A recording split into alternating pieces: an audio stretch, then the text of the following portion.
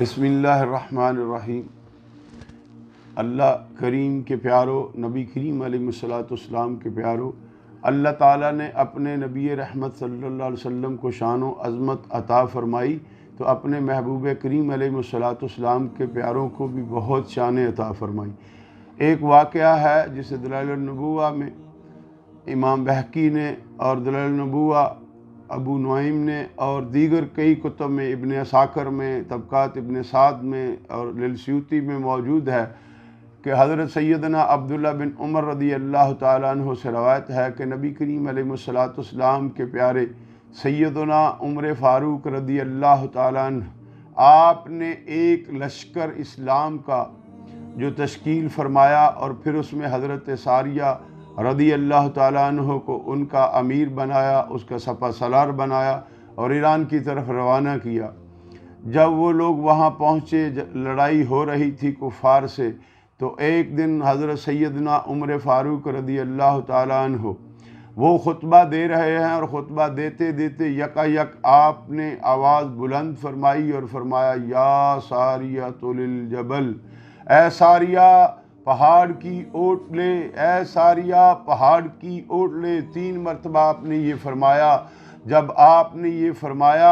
تو ہوا کیا کہ آپ کو اللہ تعالیٰ نے دکھا دیا، اللہ نے سارے پردے جو تھے، سارے حجاب ہٹا کے دکھا دیے کہ جس لشکر کو، اسلام کے جری لشکر کو آپ نے کفار کے ساتھ لڑائی کے لیے بھیجا ہے، وہ شکست کھانے والے ہیں، لیکن آپ کو اللہ تعالیٰ نے رہنمائی فرمائی اللہ کی عطا سے۔ جب آپ نے کہا اے ساریہ پہاڑ کی اوٹ لے، پہاڑ کی اوٹ لے، تو ہوا کیا، حضرت ساریہ رضی اللہ تعالیٰ عنہ نے پہاڑ کے ساتھ اپنی پیٹھ لگائی اور اپنے ساتھیوں کو بھی اسی طرف راغب کیا۔ پھر اللہ تعالیٰ نے مسلمانوں کو فتح و نصرت عطا فرمائی۔ کچھ دنوں کے بعد اسی فوج میں سے، اسی لشکر میں سے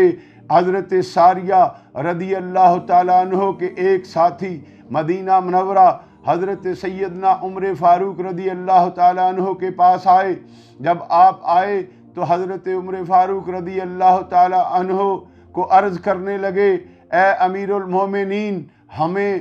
بہت قریب تھا کہ شکست ہوتی، لیکن ہمیں ایک آواز آئی جس میں یہ حکم تھا، اے ساریہ پہاڑ کی اوٹ لے، اے ساریہ پہاڑ کی اوٹ لے، اے ساریہ پہاڑ کی اوٹ لے۔ سیدنا عمر فاروق رضی اللہ تعالیٰ عنہ سے بیان کرتے ہوئے اس راوی نے یہ کہا کہ جب وہ آواز آئی تو پھر اللہ کے فضل سے ہم نے اپنی پیٹھ جو تھی وہ پہاڑ کے ساتھ لگا لی اور ہمیں اللہ نے فتح و نصرت عطا فرمائی۔ اور راوی کہنے لگا کہ اے سیدنا عمر فاروق رضی اللہ تعالیٰ عنہ، اے امیر المومنین، وہ آواز اللہ کی عطا سے آپ کی تھی۔ بات یہ ہے میرے بھائیوں، اللہ تعالیٰ جب فضل فرماتا ہے تو کئی ہزار میلوں کے فاصلے سے اللہ کے جو مقرب ہیں، اللہ کے نبی کے پیارے ہیں، وہ دور سے بھی دیکھ لیتے ہیں جیسے کوئی قریب سے دیکھتا ہے۔ بات یہ ہے،